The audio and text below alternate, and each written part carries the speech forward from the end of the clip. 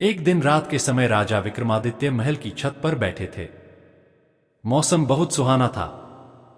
पूनम का चांद अपने यवन पर था तथा सब कुछ इतना साफ साफ दिख रहा था मानो दिन हो। प्रकृति की सुंदरता में राजा एकदम खोए हुए थे। सहसा वे चौंक गए। किसी स्त्री की चीख थी। चीख की दिशा का अनुमान लगाया। लगातार कोई औरत चीख रही थी और सहायता के लिए पुकार रही थी। उस स्त्री को विपत्ति से छुटकारा दिलाने के लिए विक्रम ने ढाल तलवार संभाली और अस्तबल से घोड़ा निकाला। घोड़े पर सवार हो फौरन उस दिशा में चल पड़े। कुछ ही समय बाद वे उस स्थान पर पहुंचे। उन्होंने देखा कि एक स्त्री बचाओ बचाओ कहती हुई बेतहाशा भागी जा रही है और एक विकराल दानव उसे पकड़ने के लिए उसका पीछा कर रहा है। विक्रम ने एक क्षण भी नहीं गवाया और घोड़े से कूद पड़े। युवती उनके चरणों पर गिरती हुई बचाने की विनती करने लगी। उसकी बाहें पकड़कर विक्रम ने उसे उठाया और उसे बहन संबोधित करके ढाढ़स बंधाने की कोशिश की।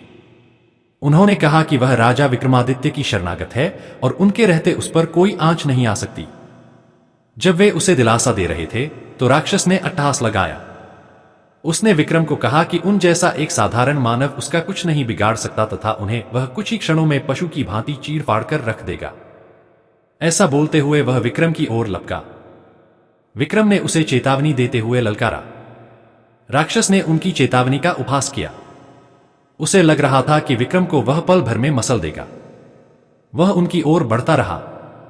विक्रम भी पूरे सावधान थे। वह ज्यों ही विक्रम को पकड़ने के लिए बढ़ा, विक्रम ने अपने को बचाकर उस पर तलवार से वार किया। राक्षस भी अत्यंत फुर्तीला था। उसने पैंतरा बदलकर खुद को बचा लिया और भिड़ गया। दोनों में घमासान युद्ध होने लगा। विक्रम ने इतनी फुर्ती और चतुराई से युद्ध किया कि राक्षस थकान से चूर हो गया तथा शिथिल पड़ गया। विक्रम ने अवसर का पूरा लाभ उठाया तथा अपनी तलवार से राक्षस का सर धड़ से अलग कर दिया। विक्रम ने समझा राक्षस का अंत हो चुका है, मगर दूसरे ही पल उसका कटा सिर फिर अपनी जगह आ लगा और राक्षस दुगुने उत्साह से उठकर लड़ने लगा। इसके अलावा एक और समस्या हो गई। जहां उसका रक्त गिरा था वहां एक और राक्षस पैदा हो गया। राजा विक्रमादित्य क्षण भर को तो चकित हुए, किंतु विचलित हुए बिना एक साथ दोनों राक्षसों का सामना करने लगे। रक्त से जन्मे राक्षस ने मौका देखकर उन पर घूंसे का प्रहार किया तो उन्होंने पैंतरा बदलकर पहले वार में उसकी भुजाएं तथा दूसरे वार में उसकी टांगें काट डाली। राक्षस असह्य पीड़ा से इतना चिल्लाया कि पूरा वन गूंज गया। उसे दर्द से तड़पता देखकर राक्षस का धैर्य जवाब दे गया और मौका पाकर वह सर पर पैर रखकर भागा। चूंकि उसने पीठ दिखाई थी, इसलिए विक्रम ने उसे मारना उचित नहीं समझा। उस राक्षस के भाग जाने के बाद विक्रम उस स्त्री के पास आए तो देखा कि वह भय के मारे कांप रही है।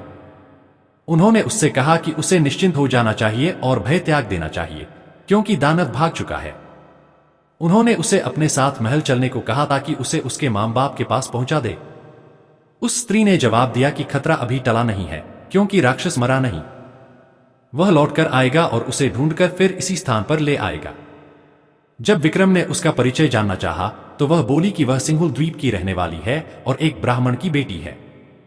एक दिन वह तालाब में सखियों के साथ तालाब में नहा रही थी, तभी राक्षस ने उसे देख लिया और मोहित हो गया। वहीं से वह उसे उठाकर यहां ले आया और अब उसे अपना पति मान लेने को कहता है। उसने सोच लिया है कि अपने प्राण दे देगी, मगर अपनी पवित्रता नष्ट नहीं होने देगी। वह बोलते बोलते सिसकने लगी और उसका गला रूंध गया।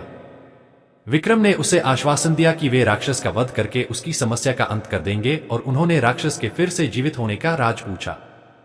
उस स्त्री ने जवाब दिया कि राक्षस के पेट में एक मोहिनी वास करती है जो उसके मरते ही उसके मुंह में अमृत डाल देती है। उसे तो वह जीवित कर सकती है, मगर उसके रक्त से पैदा होने वाले दूसरे राक्षस को नहीं, इसलिए वह दूसरा राक्षस अपंग होकर दम तोड़ रहा है। यह सुनकर विक्रम ने कहा कि वे प्रण करते हैं कि उस राक्षस का वध किए बगैर अपने महल नहीं लौटेंगे, चाहे कितनी भी प्रतीक्षा क्यों न करनी पड़े। उन्होंने जब उससे मोहिनी के बारे में पूछा तो स्त्री ने अनभिज्ञता जताई। विक्रम एक पेड़ की छाया में विश्राम करने लगे। तभी एक सिंह झाड़ियों में से निकलकर विक्रम पर झपटा। चूंकि विक्रम पूरी तरह चौकन्ने नहीं थे, इसलिए सिंह उनकी बाह पर घाव लगाता हुआ चला गया। अब विक्रम भी पूरी तरह हमले के लिए तैयार हो गए। दूसरी बार जब सिंह उनकी ओर झपटा तो उन्होंने उसके पैरों को पकड़कर उसे पूरे जोर से हवा में उछाल दिया। सिंह बहुत दूर जाकर गिरा और क्रुद्ध होकर उसने गर्जना की। दूसरे ही पल सिंह ने भागने वाले राक्षस का रूप धर लिया। अब विक्रम की समझ में आ गया कि उसने छल से उन्हें हराना चाहा था।